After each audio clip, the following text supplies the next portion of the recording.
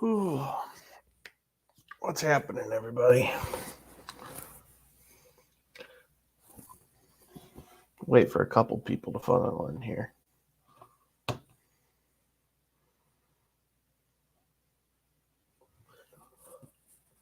It's a impromptu Tuesday night thing. We're stuck in a hotel room and extremely bored, so figured we'd hop on here and see who else is online. Hey Buford, how you doing? What's going on, man? I'll wait for a couple more people to get in here. But yeah, stuck out of town for work, so figured we'd come on. There's nothing else to do. We're in the flatlands of what do you call it? Eastern Michigan. Hey, Rapid Transit. What's going on, man? Oh, I gotta remember how to do the StreamYard thing. Oh.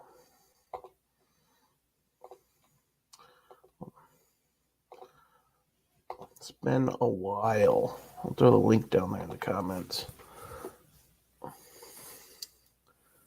Nope. So, what are we going to talk about tonight?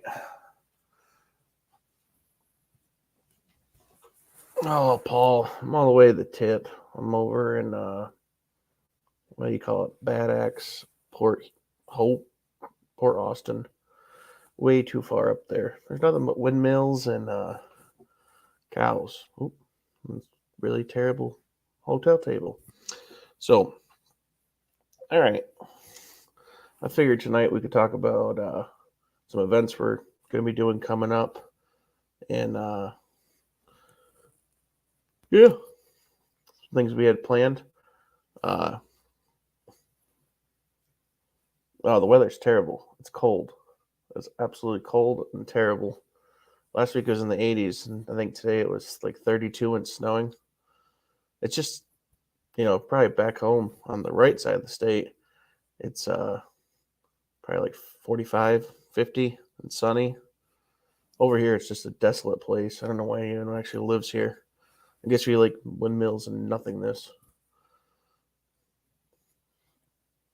Thanks, Transit. Wagon did turn out pretty sick. We test drove it. Was it Friday? No, Saturday. We test drove it on Saturday. Drove it further than backing it out of the garage. And the thing's a monster. Absolute monster. It go back to down to the road and just got on a tiny bit and throws the whole rear end around, and it's wild. Absolutely wild. Chris, I'm glad Kathy set pants out for you. I'm sure you couldn't find them. I'm glad she did that for you. I know old age takes its toll on everybody. But yeah, wagon turned out real nice. I'm glad to get that out of the way.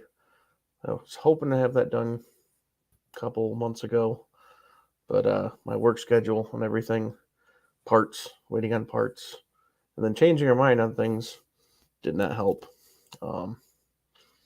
It's a good car, though. I think the wife will enjoy it. We still got a couple minor things to button up. Besides that, it's pretty much roadworthy, so I'm happy about that. We had that Hurst Promatic 2 shifter in there. I don't know if the wife's going to be a complete fan of it. I'm not personally a fan of it. I'm used to the B&Ms, just the ratchet shifter, and I don't know, maybe just because it's different, I don't care for it, but we'll do some more monkeying with it and see what we can do. Putting a ratchet shifter in a bench seat car is always a hassle, but we get it. We got it done. It brakes really nice. Brakes really straight. The car didn't used to. It used to kind of just zigzag all over the place. Yeah.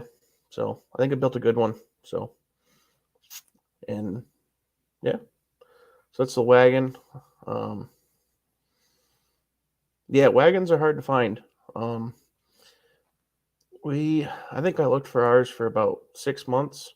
Luckily, I know a lot of people, and I didn't buy the nicest one in the world. That's why it's been a 5-year process of making it a really nice one. And if I were to do it all over again, I'd say I would not. You always think buying a down south car is you have an advantage of getting solid sheet metal, which I did. But the whole aspect of buying a down south car that has been baked in the sun, the interior was an entire write off, and there's nothing made for the interior of those cars. So that has been a trial of parting or finding cars that were parted out and tracking down all that stuff. The rear interior quarter panels, those are awful to find. Luckily, I got a good junkyard. But yeah, I think that car's got parts from all 50 states, and that's not really a joke. All right, Chris, we'll see you when you come back. If Kathy lets you stay up that late. Oh, he's at work. That's terrible. And normally when I'm out of town like this, I'm still at work myself, so I guess I can't say too much. But oh,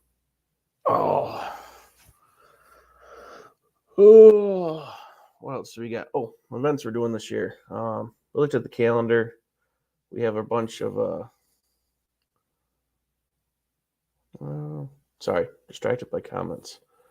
Well, that's the nice thing about the F bodies. They actually have a slap six shifter, so I don't need to convert anything. But having the excuse me, having the bench seat, I can't put a factory shifter in there. Actually, I'm surprised you're actually able to get a sample from SMS. I didn't know anything. I looked for that plaid for a long time because I got to replace some on the RT, and I actually had to source some from a pickup truck bench seat. I'm at the cut out and graft in.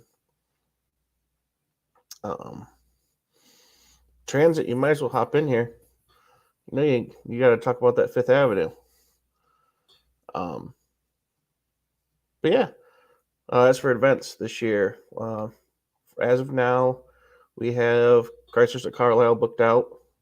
We will be there Wednesday, and we'll be there through Sunday. We'll be participating in the autocross. For those that don't know, this year is actually the Malazze era is the focal point of the show. So we will be, I guess, front and center with everybody. We're going to bring the Super Coupe because there's going to be a lot of nice cars there, and I don't want to have a nice car there. I want to be outside with the, delinquents and everything.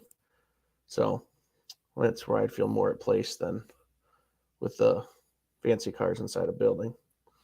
Plus, we came there to race, so I don't think they're going to let us come back in there with having rubber all over our tires. So, yeah, we'll be at Carlisle, and then after Carlisle, we have our regular show back home in Michigan at the Gilmore Car Museum. Mopars at the Red Barns. That's 2 weeks after Carlisle. So that's a pretty big show. Those that don't know, Gilmore Car Museum is North America's largest car museum, and it's right in our backyard. So 450 cars on exhibit, if I remember correctly, and over 90 acres. And it's a very nice place. Then after Mo Party, we have, or not Mo Party, after Gilmore, we do have Mo Party. We will plan on being there. We will also be racing there with the Super Coupe. So we can plan on that. And then we have Monster Mopar, or Monster Mopar, or whatever they're calling it. I guess Brian's not doing it anymore, the guy that was in charge of it before. So now I guess the Summit is Motorsports Park is running it. So and they moved the date back to the old date, which is going to be great because they were trying to do it on the same time as the Gilmore Car Museum, and the Gilmore has had their show for 35 years, and it's a more family-friendly atmosphere. And Monster at Norwalk was 2.5 hours away from Gilmore, and their car show just failed, unfortunately, because Would you rather go spend the day with your family at a nice AC facility, or would you rather go to a racetrack where it's all sun, there's no shade? That's kind of hard choice when you're a family person. So, but yeah, that's now moved to September, so it'll be great drag racing weather, which I'm looking forward to. I think we're going to bring the station wagon there because that's our drag racing car, and give a chance to show that car off to the public. So, but yeah, those are our four big ones for the year. Besides that, we have 20 autocrosses and road races booked for the year. So pretty much every weekend we will be out racing, seeing how we can break the car. Hey, 2X, how you doing, Jeff? But yeah, that's just some of the things we're doing this year. This table is really wobbly, so I'm sorry about that. I'll stop leaning on that. Oh, but yeah, that's our big plans for the summer. Assuming we don't break the road racing car and stuff like that, that'll be the task. We did a lot of changes to that car this winter, which we really haven't documented too much on YouTube yet. We will be doing some more on that. The car is 5 inches lower in the front end and now 4 inches lower in the rear end. And we've gone from kind of a jacked up, raked muscle car look to a low profile pro touring look, which is different for me because I've never done a car like that before. But the whole wanting to compete in the KMT classes and actually being competitive. Last year we weren't really competitive. I was running Cooper tires and some drum brakes, and some of the guys out there were kind of laughing at us, but we had a good time. And I think that's more about what anything's about more than anything. Oh, so Jeff, I got that link up there if you want to come and pop in with us for a bit. But yeah, it's been a fun winter. I am glad it's over. We get the cars out, and yeah, it's going to be a good year. I'm really hoping it's going to be a good year. As long as the gas prices stay down. I don't know about anywhere else, but they've been slowly rising over here. And that big block station wagon, well, she doesn't drink regular no more, so I'm sure the wife will be happy about that. But I hear big blocks get great fuel mileage. Really great, especially with that much horsepower. Yeah, the tunnel ram, that's going to be an experiment of mine. There's some road racing guys out in like the Missouri, all out west out there, and all their Mustangs and stuff. I see them running tunnel rams with fuel injection and stuff like that, and with the idea of keeping the fuel cooler. And so I'm going to experiment using a carb setup because I'm not putting fuel injection on my cars at this point. But I'm going to try that. I'm going to try a progressive linkage, and I'm going to try a 1-to-1 linkage and do some comparisons and how that works for my setup. From last year, our main problem when we were doing the short courses was I was running an Edelbrock car, which is never meant to turn left anyways, but by the end of the slaloms, some of these slaloms are 12, 13 cone slaloms, but 3/4 of the way down, I'm running out of fuel and I'm popping and backfiring, and I just didn't have the fuel I couldn't fill up the fuel bowls in time to keep going. So it's my new idea. I don't know if it'll work at all, but why not try it? You got to try new things, and it'll either fail tremendously or it'll work somewhat.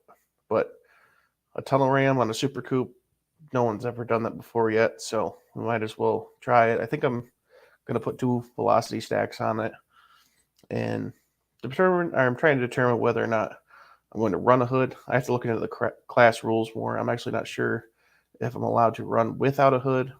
So, hey, my next project, how you doing, bud? So, yeah, it's a whole different playing field. I was raised in a family of drag racers, and that's all they know. And getting into this autocross and road racing stuff, I don't really I can read what I want to online or watch YouTube videos, but we're kind of in a unknown territory. So just experimenting as we go along and figuring out exactly what works for us.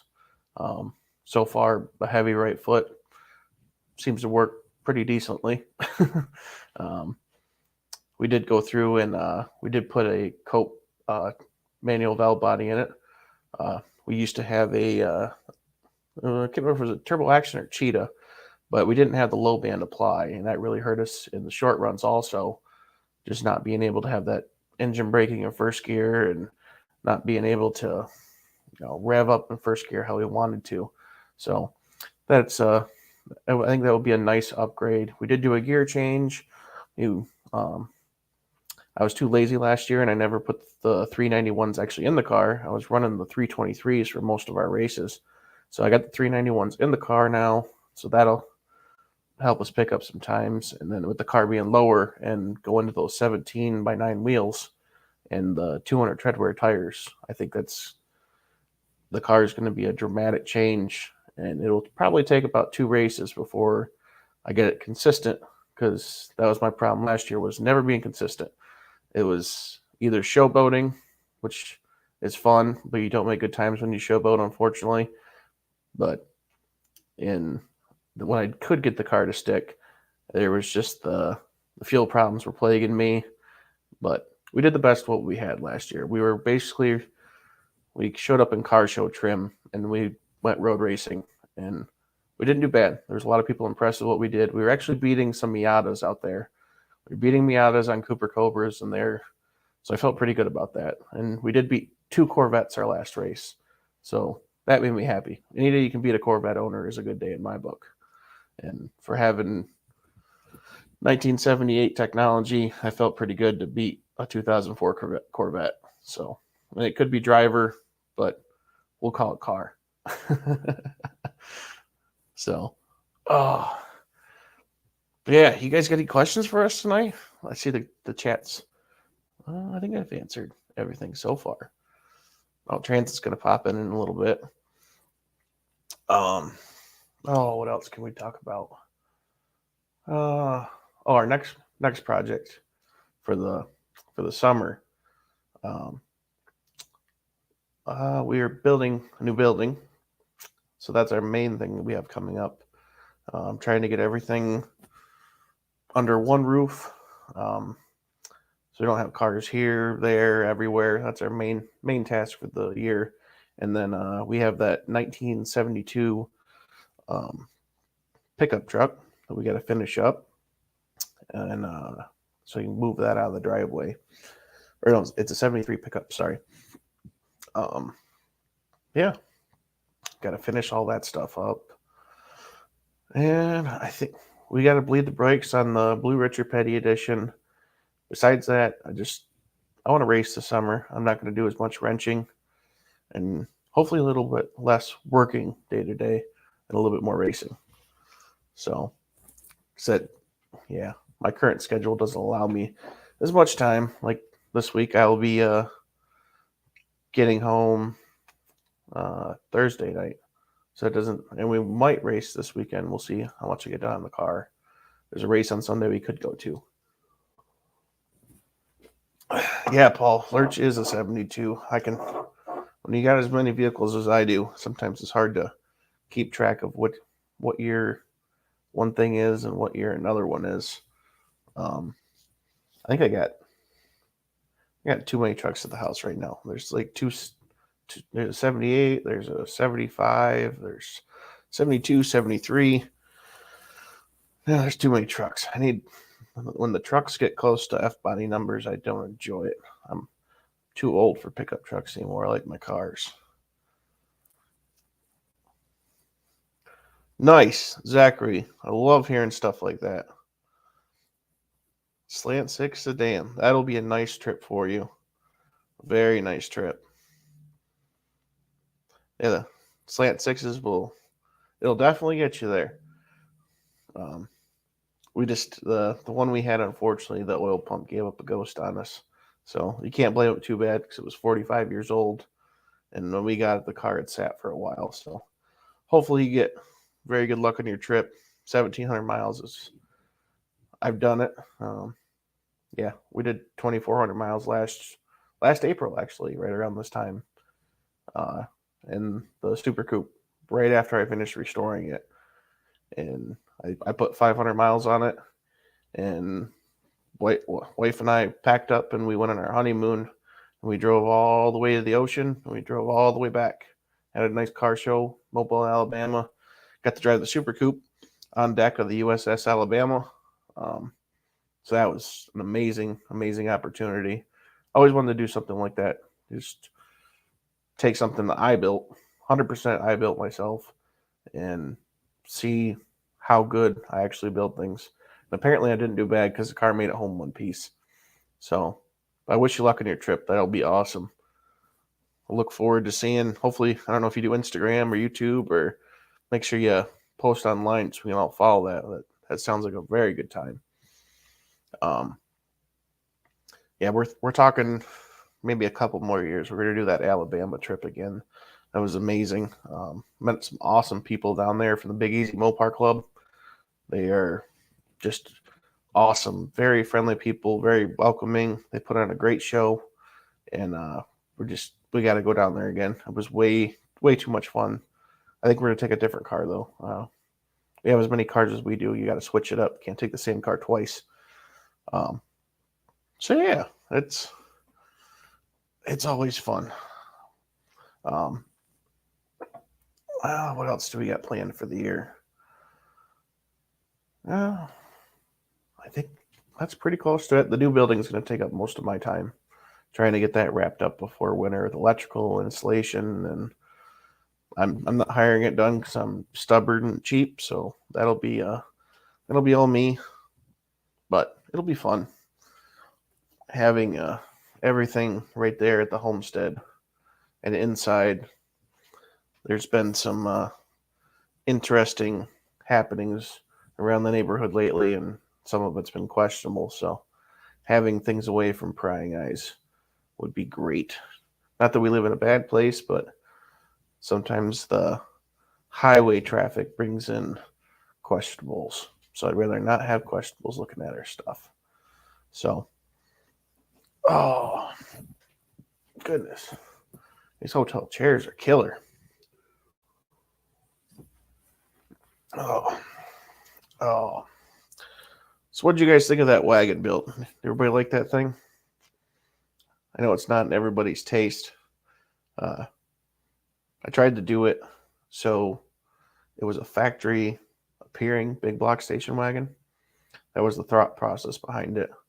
That's why I took my time and tried to make everything was factory appearing on the inside of the motor, or not inside the motor, inside the engine bay, and inside the car. And yeah, wasn't sure what other people think about it. I know everybody loves that interior.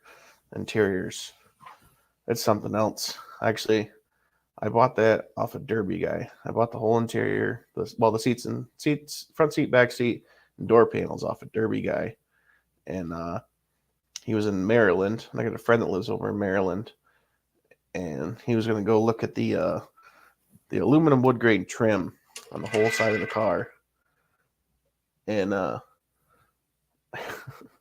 got somebody that texted me and just said, "I'm so pale." Well, I'm in a horrible, horrible hotel room.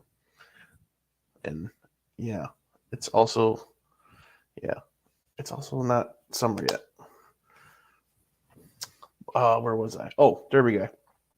So my buddy went and looked at all the chrome trim on the whole car. Excuse me. And took a bunch of pictures and everything, because the car had like 17,000 original miles and it was garage kept. And he's taking pictures for me, and I just see that interior in the background of the picture, and I said, "What is happening with the interior?" And he's like, "Oh, he's gonna strip it out and burn it." I'm like, no, how nice is it? And he's like, "Oh, it's like 2-year-old car new." I'm like, "He's gonna burn it? That's terrible." I'm like, "What does he want for it?" And he's like, $300. And there wasn't a cigarette burn. There isn't a stain. There's no none of the vinyl seams are coming apart. I couldn't get the money out of my pocket fast enough, and I paid my friend to pull it for me and everything. So I knew, some derpy guys aren't the carefulest with things. He just pull it and throw it in the mud, and then it'll be 2 weeks worth of cleaning, getting it fixed. But paid him to pull it, and then it was like a week later. A week later is when COVID happened, and they shut down the whole country because normally we do like third-party shipping for like through Fastenal to ship big stuff, and yeah, they didn't have that because COVID was there. So I'm stuck with this beautiful interior on the other side of the country, and I can't get it. So I had the plans. We were going to go to Carlisle that year, and I said, I'll just get it from you then. And then they came to the situation where PA didn't know if they were going to let them have Carlisle. So we decided, like last minute, like, all right, we're not going. And so I'm still stuck with the interior on the other side of the country. And so I put out an APB because I know a lot of people. And I said, I need this shipped from here to here. And I met a very nice person. They were driving from Arkansas to Maryland in like I think it was a 1990 Ford Bronco, doing like a cross country trip. Never spoke to this person before. Got their phone number, contacted them, gave them a bunch of money, and trusted an absolute stranger, having a little bit of faith in humanity, to buy this unobtainium interior and then drive it to our other friend in Cleveland. So, well, he's not from Cleveland. He's 2 hours from Cleveland. So I paid him, drive to Cleveland, meet this person, grab the interior, and then he met us a couple months later, and we installed it the day before a car show at Gilmore Car Museum 2 years ago. So a very cheap interior turned out to be a very expensive interior in the end of the day, but we were still way under anything that it would cost to reupholster a whole interior in that way. And finding that plaid, which I guess others have said they can find it now, but back then I looked hell in high water because it's, I don't know, Chrysler wouldn't release the patent on it or something. I get, people aren't having plaid seats made nowadays. Barely get people to buy flannel shirts, let alone plaid seats. But well, thank you. I'm glad you guys do like the wagon. I know my wife likes it. It's very loud at the moment. So last time she's seen it, she had to cover her ears, so the thing was so loud. So, but it's cool because it's different. And once we get the full exhaust on it, I think it's going to be the ultimate sleeper because we got everything under the hood, and if we run the exhaust just right, it'll be quiet but with a slight rumble, but we're going to put cutouts on it, so that'll be the F around and find out car. Oh, but yeah. Oh, what else were we at? Oh, the Super Coupe. We upgraded a bunch of things in the front suspension. The rear suspension was our biggest tackle, having the car so high in the rear. Going to those lower profile tires and lower wheels. I think we went from a 29-inch tire down to a 25.2. So I had to lose a lot in the wheel well. And so we went with different leaf springs and some leaf spring sliders. And we're trying out sliders. Sliders is kind of a drag racing technology, but from the research I did, that changes your rebound rates so much that it might be beneficial or it might hurt us. I have another friend that's running sliders on his autocross car, and he seems to like them, so I figured we'd give them a try. Why not? It's all about, we're in the testing phase. And unfortunately, I've changed so much. I don't know. I got to figure out what's working and what's not. QA1 shocks, and yeah, it'll be an entirely different monster. There'll be less sliding on corners. Sliders are sandwiches, yeah.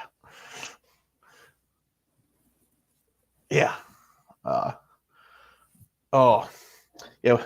I was having a interesting conversation with some purists the other day, and there was a fellow collector. He was selling some NOS belts that were correct for a Volare, and I made a joke saying, I hope my wife puts me out of my misery if I ever think one of my cars ever needs NOS belts. And man, these guys, this older generation, they got all bent out of shape, and apparently they would trust a NOS V belt over any belt made in the store. I'm like, I don't know where you guys would stand on it, but I just see some rubber that's been stretched or never been stretched, putting it on a car and then running it at RPMs. I just don't see that going in anyone's favor. I could see if it was a car you push in a building and push out, but that's just asking to take out your radiator, take out your fan, take wiring with it. I just don't see it being a good equation for anybody. But I don't know. These guys, they think their NOS is the way to go. I'm not sure. Some things NOS are nice, chrome and stuff like that, but I'm not trusting original rubber parts. Rubber degrades too much, and they can argue it all you want, but I guarantee you the belts they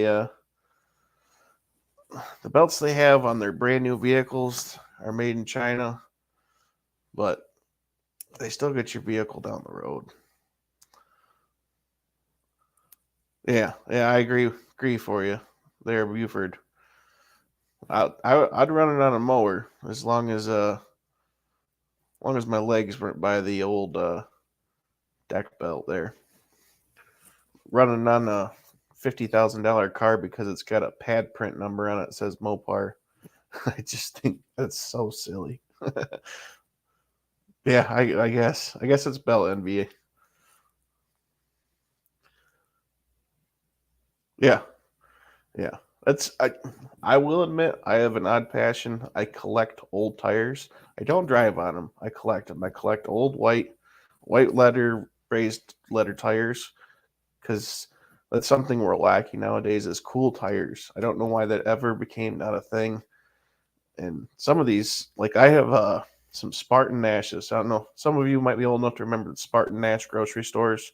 Well, apparently these guys sold tires at one point, and they're Spartan Nash 500s. They have these like 2 inch by 3 inch checkered flags on them that are all white, and I think those are my favorite. I think I don't know, I probably got 40, 50 different old white leather tires. I don't drive on them though. I just collect them because I think they're cool, and I mean I could see putting them on some wheels and. If you got a car show car, you can back it out of the trailer and back it right into its spot and then back it back in the trailer. I could see using them for that. But yeah, I'm not driving or using any old rubber of any kind. I've seen what 45-year-old brake lines do, and I'm not trusting me or myself or my car to anything like that. Watch my Class A tire. I have never heard about that. I will have to check that out because there's so many old classic tires that were so cool, and I find new ones all the time. And my tire guy, and then the tire guy in the next town over, they know to get me all their old white letters. Because what are they gonna do with them? Pay some guy $10 to take them away, or they can give them to me for free. They call me every once in a while. I'll go pick up a bunch, and that's when I do the one wall in my garage. I'm gonna stack them all on the one wall and nail them to the wall, and man cave it with old tires. It's gonna smell great.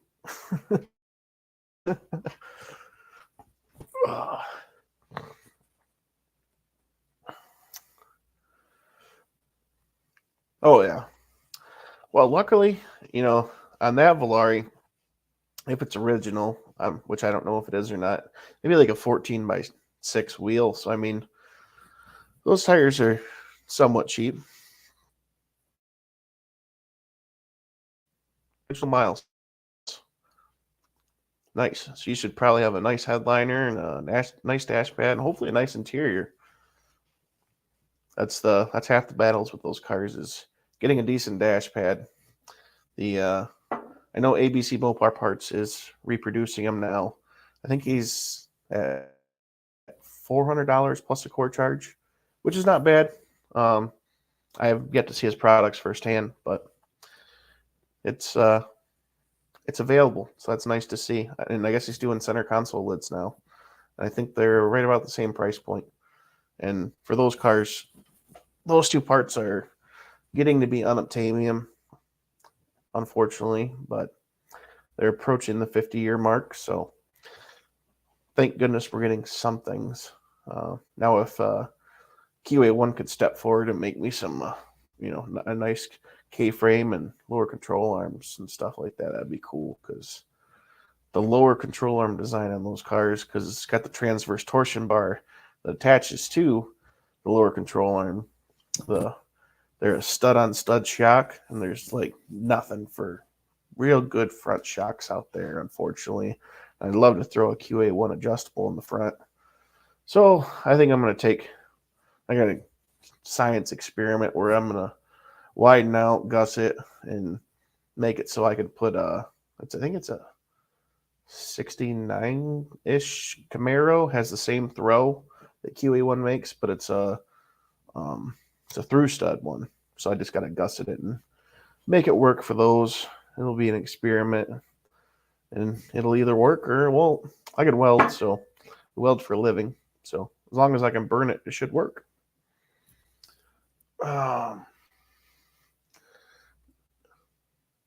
And oh Jesus. Oh boy. What else do we got for tonight? Viking makes them. I guess I don't. Oh, probably shocks. Probably shocks. Oh, what else we're going to talk about? Oh, plans for the 43s this year. Not much. Not much at all. Blue 43 needs the brakes bled, and the red 43 is a someday project. Nice. That's a very nice score. 77 LeBaron is a beautiful car, and 88 Diplomats are one of my favorites to steal frame rails from.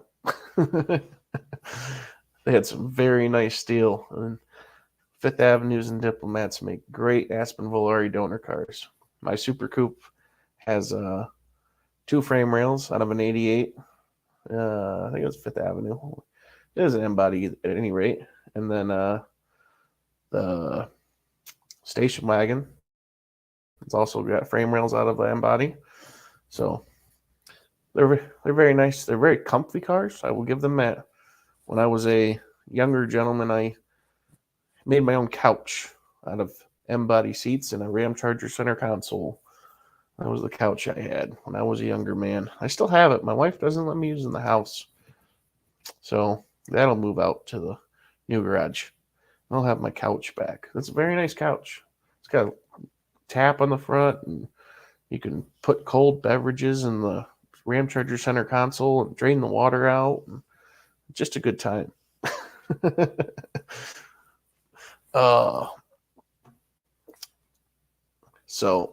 But yeah, that's all. I think that's all we got car-wise going on this year. The trucks have been a big distraction, and the improvements around the homestead, stuff like that. It's time consuming.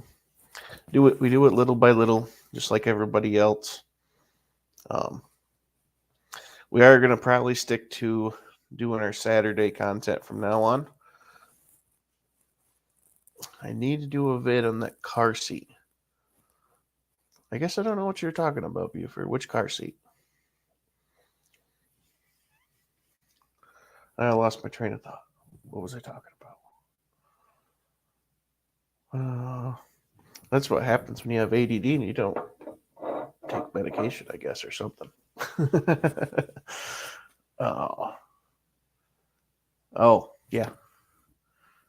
Oh, the Fifth Avenue. Oh, the couch. The couch.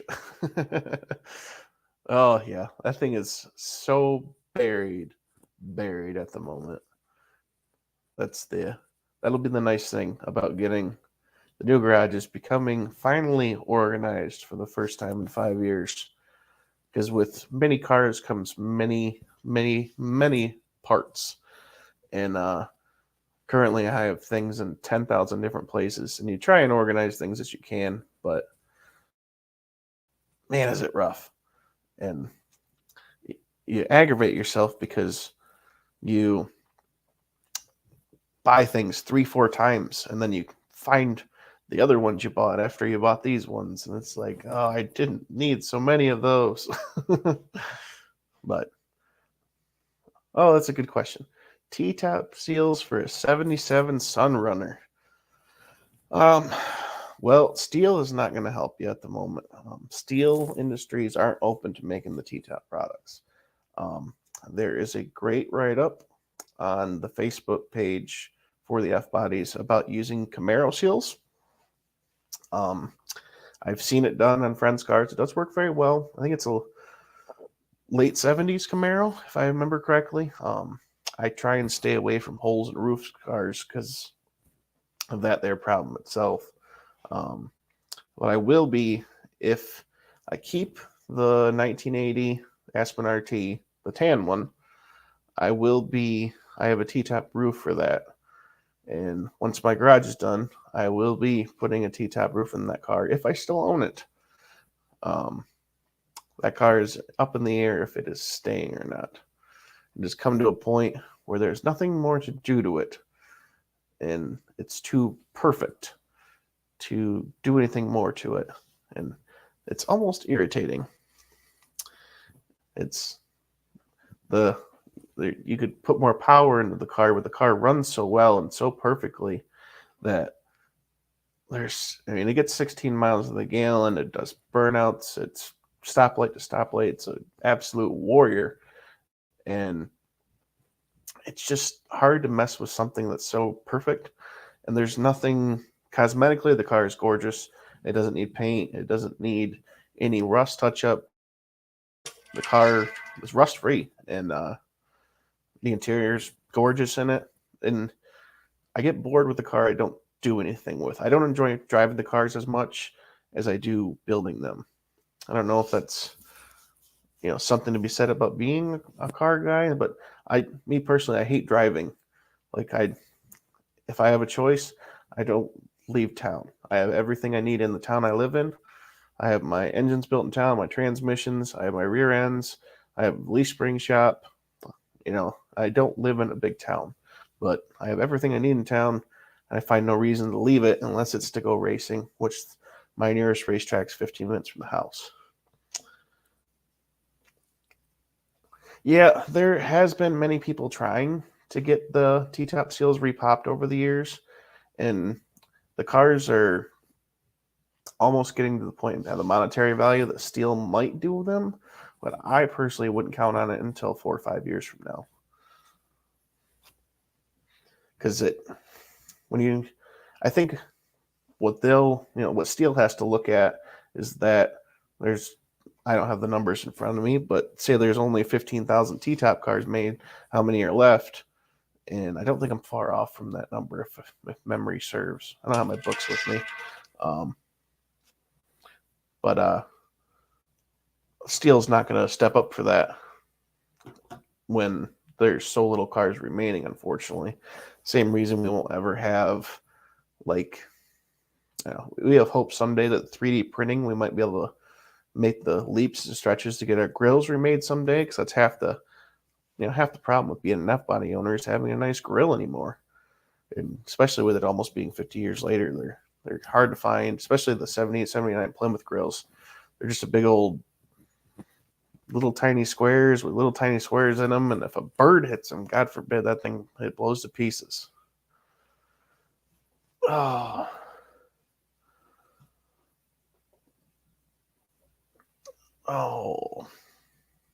Oh wow, you have the T-Tap bags are quite nice. I think I've only ever seen a couple pairs. Usually I find them in junkyards and there's just the remnants of the bags. I'm gifted. I have one yard somewhat close to me that's private, and they saved all the RTs and all the Roadrunners. I think there's 7 T-top cars out there. I've taken the glass out of 2, and but the rest of the glass is still there. They're waiting for me to come back and get them.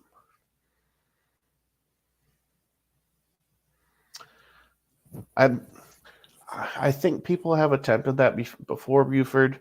It's just the hard part of getting the community together as a whole to say, are you guys prepared to drop $550 on some seals so your roof doesn't leak, or are you going to park your car in the garage and drive it on sunny days? Um, I know I was actually surprised the late 70s Dodge Magnum crowd actually managed to get together and they have their T-top seals remade. So, but there's a lot more of those around than F bodies. But I was very surprised, and I hear they're not cheap. I think they were $600 for a set. Which, thinking about it, you can't buy them, and if your roof leaks, you want to drive it, you got to do it.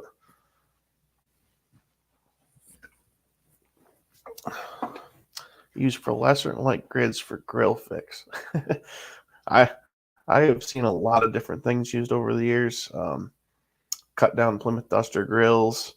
Um, I've seen dart grills shoot horned in uh, what do you call that? Like trailer decking, the metal. I can't think of the word at the moment, but I've seen that used. There's all been all kinds of creative ideas. I like the early 76, 77 Aspen grills because they don't tend to break like the later grills did. They're just more rigid. That's why I run them. That's why I have one on my autocross car because that car flexes all over, and that grill, there's zero things wrong with it. And just my personal opinion. It's wrong for it's not a correct Super Coupe grill, but I did that mostly to offend the purists because I the most purists just annoy me. They I understand some cars should be saved and treated right. There's some cars like guys like me buy that bring back from the dead, and the purists thought nothing of them when they were parts cars, they were junk. Take the good stuff off and scrap it. But as soon as you restore that car, you know, even if you don't paint it or anything, as long as you make it mechanically sound, they want to lynch you after that. My Super Coupe, perfect example. That car was mechanically garbage. Bad motor, bad transmission, bad rear end, broken leaf springs, front suspension that tried to kill you, didn't have brakes. You know, that car, it should have been bought, had the flares, spoilers taken off, ripped the fender tag off, and cut up the rest. And yeah, that's what all those guys used to say about that car, what should happen to it. And then I fix it, and I put a different grill in it, and I got lynched. And I still laugh about it because it just irritates them. And most of those guys, those cars, they don't leave the car show 2 towns over without having to be trailered. And I can get in mine and drive it 2,400 miles on its freaking opening voyage. And that makes me laugh and giggle inside. Yeah, Buford, I think you're looking at. I think it's a green '77 Volare. The guy he dropped it off at the car at a shop, gave him pictures, and the guy TIG welded it out of aluminum. And you don't want to know how much that one cost. Hey, there you go. There you go. As long as you get the point right, that's all that matters. All it needs is a point right, and the cars are rare enough. People won't be able to tell you it's wrong, anyways. That's what it was, Henry. And then there was I think it was the Massachusetts car. It was a Super Coupe that was in, I think it was 1995 Mopar Action. And that I think that one had a TIG welded grill also. That car recently popped up like last year. For those that don't know, I I help document the Super Coupes and the kit cars as a side hobby. Try and figure out the numbers on them and help them, figure out how many are left in the world and stuff like that. Kind of like the Shelby organization does. They help keep track of the cars. A junkyard D, that's a great question. That is a great question. As far as interchangeability, all right. I guess how do I phrase this? The 76 and 77, whether it's Dodge or Plymouth, their bumpers are different than the 78, 79, and then obviously the 80, because the 80 is entirely by itself. You can take a 76 or 77 Plymouth or Dodge grill and put it in a 78, 79, but you can't put a 78, 79 grill in a 76 or 77 unless you have the bumper to coincide with it. In the turn signal area, the 76 and 77, it raises up, like you have the turn signal here, and the bumper raises up to meet it, whereas the 76 or 78, 79 is flat. So if you try and put that later grill in the earlier bumper, the grill actually hits it, and you go to close the hood and you break the grill. Now there's ways you could shim your bumper ridiculously way down where you'd have to take your front fillers off to make it work correctly, or you could shove the bumper in. Obviously, you could do some things to make it work, but if you're looking for a stock, then you need to do that. And then the 76 and 77 Aspen grills, they obviously had they're the entirely different shape than the other grills, so you would need either the Dodge huge nameplate, which is like 2 inches long or tall, or you need to get a Mexican Valiant one if you want to pull off the Valiant Super B, as what they call the F bodies south of the border. Yep, that's right. You can run them without or take the bumper shocks off, which is a little bit of a treat. I did that to my Super Coupe recently and put aluminum brackets in there. Lost a lot of weight losing those bumper shocks. Goodness, they are heavy. And if you ever need to get a bumper out of a junkyard and off an F-body, and you can't get the bolts off, Sawzall right through them puppies because they are full of oil and it'll lubricate your saw as you go. I'll be not quite a librarian. I'm more of a historian, I guess. I'm fascinated on these cars' histories because it's not like a Superbird or a Hemi Challenger where you can open a book or order 15 different books and find out anything you'd ever want number-wise or anything. These cars are still kind of somewhat of a mystery. So I try and collect all the data I can to learn for myself and then help others learn. There's a lot of misinformation in the world about Aspens and Volaris. So I like to try and help correct that and get it so, we all know as much as we can for those that are interested in knowing about them, and in terms of rarity, in terms of numbers, there's more rare F bodies than any other body style out there. There's more one of ones and stuff like that when you break them down by numbers. Like the Richard Petty kit cars, there's 247 Plymouths made. There's 145 Dodges made, and that's just the start. When you break it down by options and all that other stuff, it gets so much more fun and interesting to just, you might have a one of one car, you might have a one of three car. It's in terms of rarity, it's so cool, and they're so rare to find now, and so few that are left in the world that the rarity aspect just plays into it even more, and it gets me excited. And a couple Super Coupes. Nice. Send me the information on those when you get a chance. DutchGuysGarage@gmail.com. I like to document the door stickers, and then they're the under the hood fender tags. You don't have to send me anything to do about the VIN.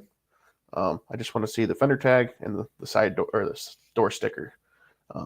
We use it for putting on the Aspen Valori forum online and, helping document the history in these cars. That's one of my favorite things.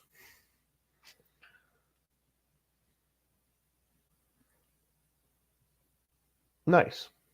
Okay. Well, I'm glad I was helpful. That's the whole reason we started this YouTube channel was, when I got in the cars, into these cars like 8 years ago, there was no videos on how to do anything, and having a front end design that isn't like other Chryslers with the because they have transverse torsion bars. There's no how-to videos on front ends or,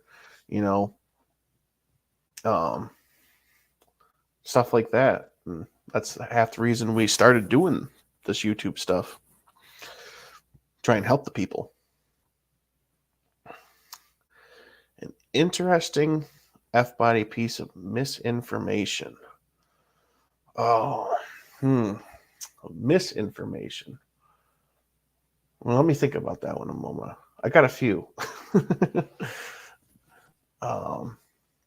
There's always the misconception that you could order a Super Coupe without a 360, and everything we have found document-wise from Chrysler, everything like that, that was not an option. There's many people that say that they had Super Coupes with factory 4-speeds.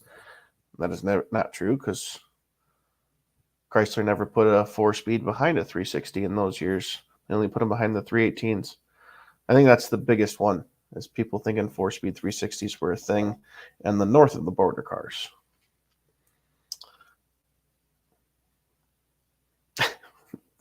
'76s are not the worst when they are out west.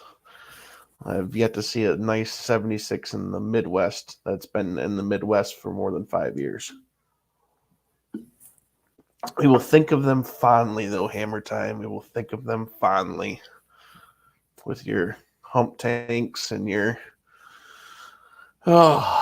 without your splash shields and your. I will thank the 76s for having made the market available for NOS fenders. I love being able to reach out an hour on Marketplace in any directions and finding NOS F-body fenders for cheap, because there's millions made. So thank Chrysler for that recall. Yes, lots of slant manuals. And surprisingly, more often than not, I find a lot of slant manuals in wagons. A lot. And not interesting wagons or anything, not wood grain ones, just base model.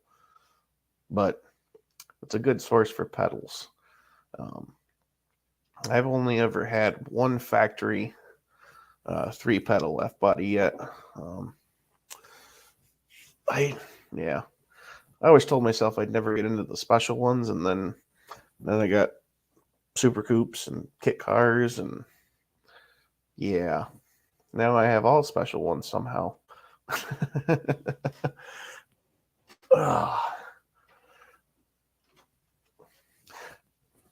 Junkyard D, we are working on that form, or on making that list public at some point. It's a task. Assembling information, assembling current owners, past owners, figuring out if cars have been destroyed over the years, trying to combine databases from people that have tried doing this over the years, taking the misinformation that they have, taking the information they didn't collect. It's not easy. And a lot of times when you approach someone online, you're asking them to give them information on their car or give you information on their car. They think you're trying to clone their car or trying to steal it. So it's kind of difficult sometimes. But that's always telling everybody. So I don't want a picture of your VIN. I just want a picture of your fender tag. And there's so many people that think those are the same thing. Like, no, the little plate underneath your hood. Well, that's all I want. And if you want to give me the door sticker that tells me the date it was made, so I'll take that too. So yeah, sometimes it's difficult, but let's just do what we can. There's no one else trying to do it, and for the F-body nerds that are out there, it's very interesting. We find some really odd option cars. Um, it's there's we have a friend in Wisconsin. He's got a '79 RT with a factory what they call a halo top on it. Supposedly the RTs were never allowed to have a halo top on them. His car's got the fender tag to prove it is coated for that. Just cool. Cool to see stuff like that. The one of one cars, and that car's absolutely beautiful. It looks, it's a day two modified car. It's got some very 80s correct wheels on it, and the 80s JC Whitney chin spoiler, and rear glass louvers. But it's just cool seeing things like that, seeing the different cars out there. Yep, K2 cars. The K2s are that was another interesting find. There was what the heck was that skier's name? There was something there. My mind is evading me at the moment. A little fried from being on the flatlands and the windmills. I think it was around the Olympics. I think it was what it was. I can't think of the guy's name. Starts with a W. But it was a Aspen package. They call it a K2. So you got they put some interesting door badges in it, which I'm still trying to find out if those are actually correct. But you got some awesome skis that said K2 on them, and just some cool options out there. Yeah, Wong Fong. Let's see. I knew it started with a Q or whatever it was.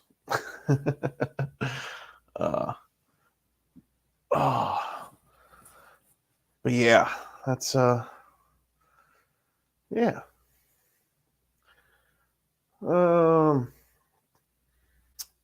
Zold cars and trucks, fuel inlet pipeline. I assume you're talking about the flat tank and the fuel inlet pipe. You just got to get a little bit longer piece of rubber to make that happen. You cut it and put some rubber in the middle. That's all I ever see people do. But no, it's not long enough. So I see some people, like we are doing on the station wagon. What we done is because you can still buy new tanks for the 77.5 through 80 cars with the flat tank. We're taking 3 ribs out of that tank, so we're losing, I think it's 4.5 gallons. That way we can run dual pipes without moving anything, run it all the way back. Oh, what goodness. Oh, it's 10:20 already. Well, probably about shutting this thing down at some point, unless you guys got any more questions.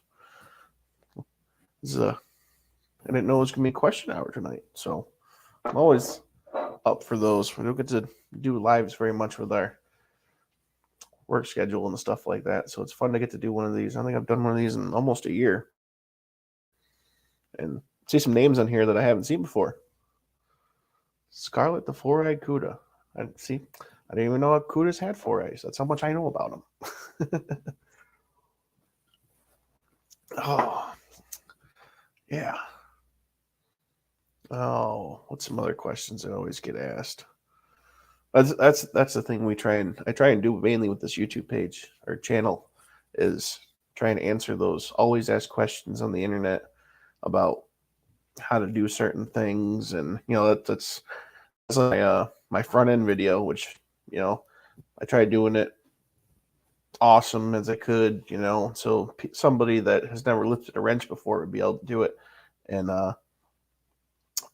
that video, it's one of them. There's about 120 people every month that watch that video all the way through, and I'm grateful that I can help people like that. And the comments on those videos, there's people that are very appreciative for stuff like that, and it feels awesome to contribute to the community like that. When it's one thing to type it out on Facebook and give a giant paragraph spiel about it, and it's nice, me myself, I'm a visual learner. I can read stuff in a book all day, but I got to take it apart with my hands, and it's nice to help people like that. And that's what our main point behind what we do on the channel. We do throw some racing and stuff in there, and do what we can. I do not have any experience with the Magnum Force front end. It is expensive, I will tell you that. I know 2 people that run the RMS K-frame design, and I've got to see it in person. Got to see it work in person. Our friend actually road races his car, or I think it's a 79 Volare. He's got that RMS under his, and it works. It works very well. I told him I'd like to get some GoPros mounted on the inside of the wheel wells, so we can. I want to see how that suspension actually articulates and everything, because he pushes his car rather hard, and he's yeah. I have a question. My blinkers work, but they flash way too fast. An F-body thing? I guess are your blinkers working themselves? Usually when they flash too fast, it's usually, I think I've had that problem one time. It was on a truck, and it's usually that center plastic stupid thing that breaks inside the column. Otherwise, I'd say it's your blinker switch. But no, I'd start with grounds, especially if the car's not been monkeyed with. There's the 2 inner apron grounds; those like to corrode, and yeah, those like to corrode quite a bit, and that has plagued me many times in the past. When I got my Super Coupe, none of the lights worked, so I had to go through and fix many grounds. Tail lights are terrible with those. Well, if it was an LED, it would need the flasher relay though in order to work, or it would stay solid. Or if it was flipped wrong ways, it would not work at all, because LEDs are directional. You find that out I learned that a long time ago. I put all the LEDs in my pickup truck and got the whole dash back together, went to go light it up, and I had 2 turn on. And I was very upset because I'm like, I bought all these LEDs, they're really expensive. And then I learned LEDs are directional. I would take the whole dash apart and flip all the bulbs around that didn't work. Oh, yeah. Yes, Cudas are very beautiful cars. They are just not for me. There's a butt for every seat, but Cudas are just not for me. I've ridden in them, and they take a big pocketbook. And I always, when I was growing up, my dad always had his 73 Plymouth Duster. It was his drag car, and then he had a 67 Dart with it's got a 383 big block in it. But he always had the one cruiser car. And I always told myself, because he would always be in a bad mood when the cruising car was broke. It was his way of, I think it's everybody's way of relieving stress if they're a car guy. So I just told myself, I said, I'm never going to have a lot of money. That's not going to happen. I said, so I should get a cheaper car so I can have many cars so that I can always be happy. And then I found out about F-bodies at a young age, and they were cheap. So I bought a whole bunch of them. And now, if one breaks, I hop on another one. And if that one breaks, I hop on a different one. Oh. But yeah, Cudas are very cool. They're just not for me. Just not for my pocketbook. I remember being younger, they used to be a little bit more friendly on the pocketbook. Oh, suggestions on floor pans. Like I said before, M bodies are great to cut up for frame rails. Excuse me, and floor pans. That would be my biggest thing. Would be because M bodies are still reasonably fine, and that's another thing I've always found weird about those cars. Is I think there's more low mileage survivor. Like, it seems like everyone that's posted online that's for sale is gorgeous and has 17,000 to 25,000 miles on it. I just don't know if all old people bought them and they never drove them, or they just, I don't know, the 318 didn't do it for some people. I don't know. They fell asleep on the couch like seats. But yeah, M bodies are, you like in my neck of the woods, you can find them for 800 to 1,500 bucks, and like they're made all the way to 1988. So you're putting potentially 10-year newer metal in your car. And I will say, when you go to dissect them, if you dissect an M body and an F body side by side, you will find the M body's got twice as many welds in the darn thing. So they're, more welds means more solid, at least in my book. But the inside, the way they coated everything, rust proofing wise, was different, and that's why you really don't see M bodies rot out structurally unless they're, Canadian cars for the past 35, 40 years. So M bodies make great donor cars. I have seen some guys use new A body replacement floor pans, but I hear you need to buy two, like two for the drivers and two for the passenger side to make one floor pan. So if you want to buy 4 floor pans because you can get them new from the internet and not do a lot of work, that's an option. That's, me myself, I go pick up a $800 F body, take the floors and frame rails out, and then part out, scrap the rest, and probably break even. But some people don't want to do that with much work, which I get. I'm just cheap at heart. There used to be a nice man out in Arizona, which unfortunately he's not doing it anymore, but he used to be the go-to guy for the past 25 years, Jim's Arizona Parts. He used to just sell like MFJ body rust-free parts, and he was a great resource for many years. I bought some floor pans and stuff off of him, and Desert Steel is great because it's looks like it just came off a car that was built yesterday. Unfortunately, yeah, he moved and he's not doing it anymore. It was hard to move product when you're dealing with cars that not that many people have, and shipping from Arizona is killer. He had to ship on a Greyhound bus of all things, which till then I didn't know they shipped anything on Greyhound buses, and so I learned that. And my floor pans, they came on a Greyhound. Took forever to get here too. There must have been too many blue hairs stopping in Vegas or something.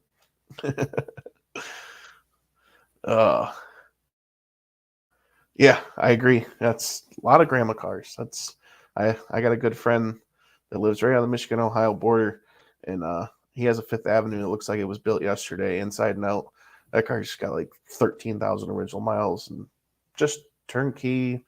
It's gorgeous car, and I think he paid like $1,500 for it. But he loves Fifth Avenues, and it was the same as his first car, so he'll keep it for forever.